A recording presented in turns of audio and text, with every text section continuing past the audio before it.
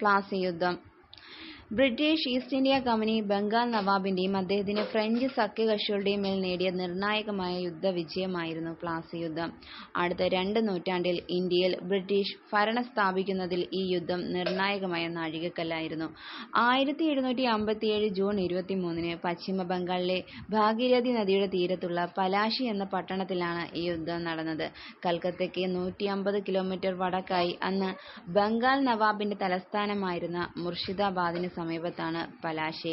യുദ്ധത്തിൽ ബംഗാളിന്റെ അവസാനത്തെ സ്വതന്ത്ര നവാബായിരുന്ന സിറാജുദ്ദൗളയും ബ്രിട്ടീഷ് ഈസ്റ്റ് ഇന്ത്യ കമ്പനിയുമായിരുന്നു യുദ്ധത്തിലെ എതിർചേരികൾ. യൂറോപ്പിലെ സപ്തവർഷ യുദ്ധത്തിന്റെ 1756-1763 കാലത്തായിരുന്നു ഈ യുദ്ധം.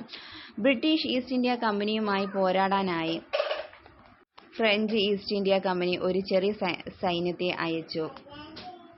സിറാജുദ്ദൗളയുടെ സേനാനായകൻ ബ്രിട്ടീഷ് പക്ഷത്തേക്ക് യുദ്ധത്തിനിടെ കൂറുമാറി. തത്ഫലമായി സിറാജുദ്ദൗളയുടെ സൈന്യം ചിന്നിച്ചിതറി. ബംഗാൾ പ്രവിശ്യ പൂർണ്ണമായും കമ്പനിയുടെ അധീനതയിലായി.